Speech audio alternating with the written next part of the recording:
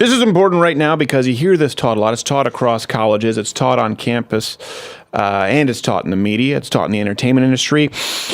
Today, whenever we're talking about the unspeakable acts committed in the name of Islam across the world in record numbers, what is it that we're inevitably told?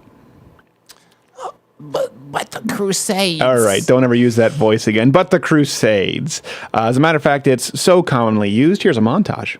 Remember that during the Crusades and the Inquisition, people committed terrible deeds in the name of Christ. Why are only Muslims mentioned in talks about religious extremism? Did y'all forget about the KKK? Westboro Baptist Church, Crusades.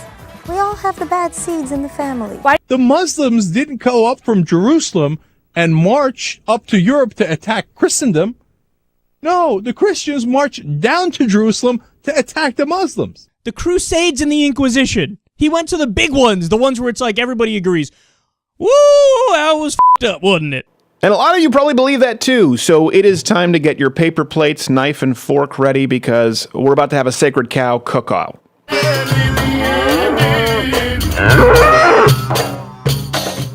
It's a nice little graphic there. Sure to get us some letters. So let's get through these myths. If you've been taught about the Crusades, I'll call them the Second Crusades.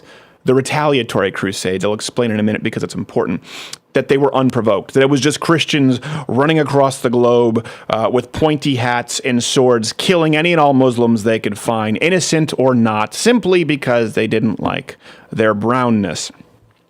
It couldn't be further from the truth. Now, it's important because this is taught in schools across the country. A lot of people believe this. The fact is that these Crusades, the Second Crusades, they were a response to the First Crusades from Islam, from the Muslim onslaught for hundreds of years. For over 400 years, there was consistent Muslim expansion, aggression, violence. Muslims took Jerusalem in 638 AD. They pillaged Rome in 846 AD. Christian Spain and Portugal in 711 AD. Sounds like a gas station, but it's historical context that you need to know. That's why you tune in. Southern Italy during the 9th century. The Ottoman Turks were advancing into Europe and invading the Byzantine Empire. I think it was 1050, 1060 something AD. The Turks were marching into Asia, Syria, and then the big one, the big reason. So if you look at this map and you can see it expanding, was 1453, the capture, the sacking of Constantinople, which basically put an end to the Christian Byzantine Empire. And here's the thing. I understand military expansion, okay? So I'm not going to condemn the Islamic world for doing this back then, okay? Now, right away, that should change the context to the Crusades because people war and people go back and gain territory and win. But the sheer brutality from Islam, for example, they deliberately desecrated the burial sites of Peter and Paul. Dick move. In 846. Exactly. These are military terms you need not concern yourself with. They would behead people, as we see today. They had methods of torture that were incredibly brutal. The dimitude, meaning they would force non-Muslims to be subservient and pay taxes, and they didn't get to enjoy the same kind of rights as Muslims got to enjoy. Something we don't mention amongst our white guilt, millions, some people estimate higher than 100 million died under the Arab slave trade. We have courses that we're forced to take here in the United States to learn about the evils of slavery that we stopped. Oh, are they teaching those? Anywhere across the Islamic world? Is there Islamic guilt? Is checking your Islamic privilege a thing? So this kind of brutality, this kind of inhumane treatment, and yes, military expansion and cultural expansion is what led to the retaliatory Crusades. People like Vlad the Impaler, you've probably heard of. Do you know Vlad the Impaler? Commonly known as Dracula, I believe. Dracula is how he's known. Yeah, Vlad the Impaler was an actual person. Some sucked. Little bit of a sadist.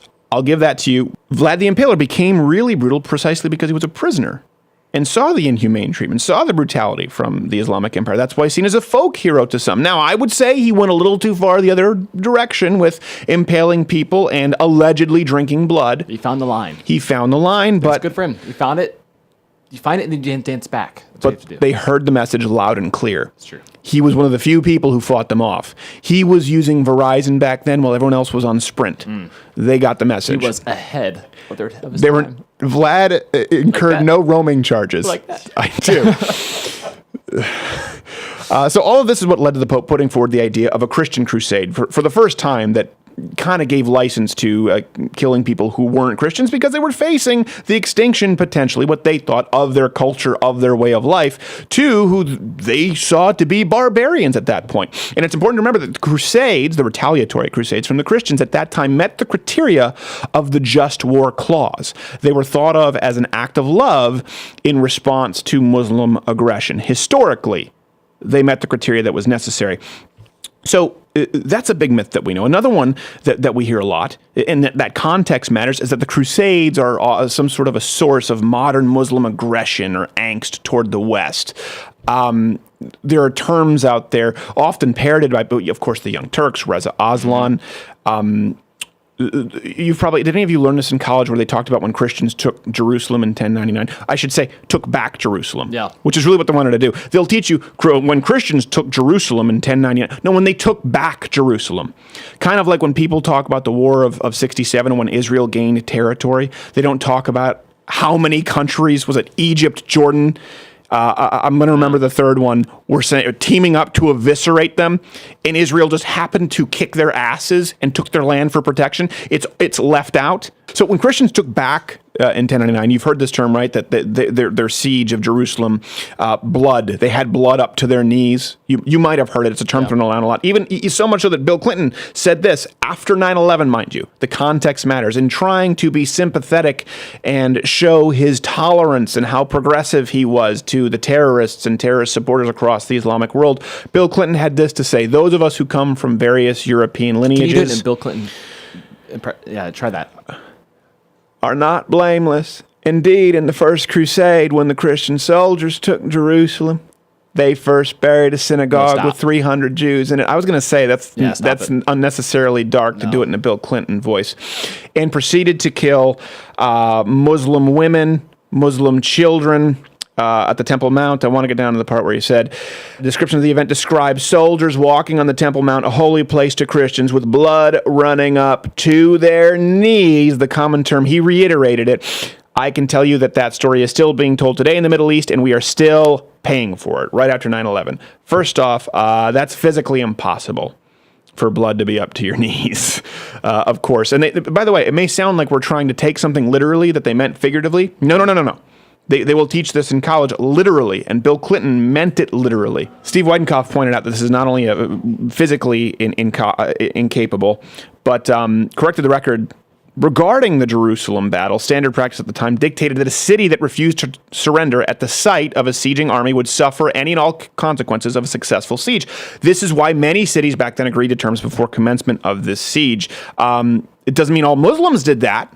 They didn't necessarily follow the rules of war. As we've seen now, they didn't really follow any civil rules of engagement. The point is, 11th century warfare was harsh. This shouldn't be a surprise. Yes, the retaliatory Christian crusaders did kill many inhabitants, but the events are not out of the ordinary.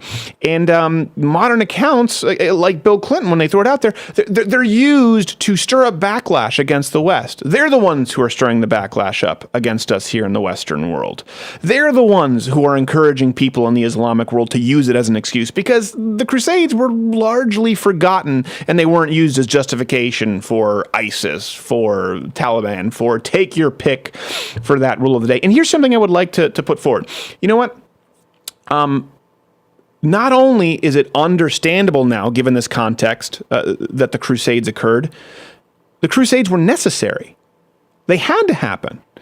I'm not condoning the loss or the taking of innocent life deliberately, but the Crusades as a military and cultural response needed to happen because they happened precisely to stop the kind of barbaric behavior that you see in the Islamic world today.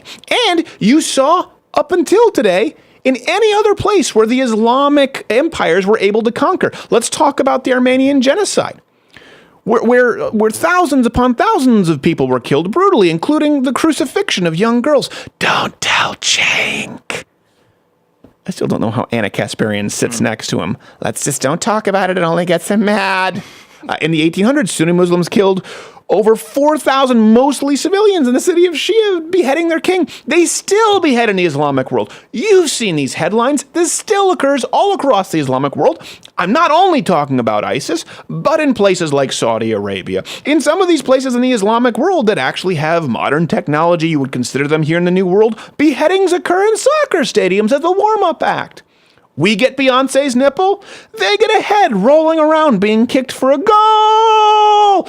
I'm just saying that the reason the Crusades occurred were to stop the kind of behavior that shock you every single day when you read the news from the Islamic world. Because guess what? That was going to be the entire world. Even today, ISIS and their ilk are still forcing non-Muslims into dhimmitude with taxes and violations of basic human rights. And here's the main point.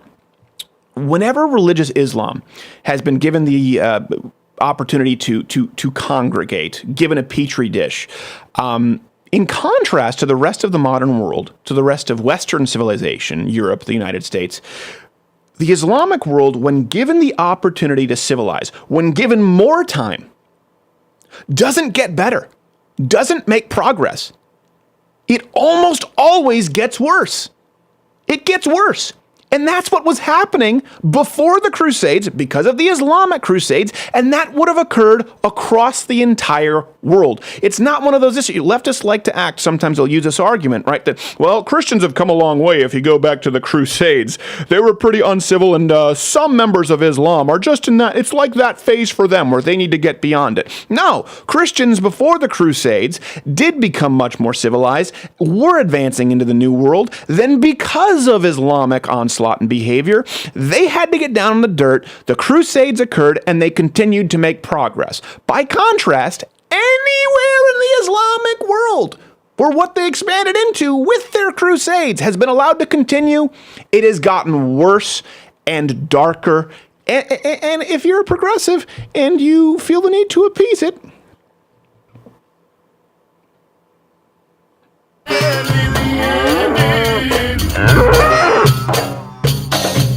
if you like this video, subscribe by clicking the button that says subscribe. If you're not aware of it now, there's no way you're learning the internet at this point. I'm not going to help you. But this was clipped from my daily show, available exclusively to louderwithcrowder.com/mugclub members. If you're a student, military, or veteran, enter in that promo code. It's less than $6 a month, and you get daily content. No more clips, plus this hand-etched mug. Oh, when I feel it, I got a chill like on the inside.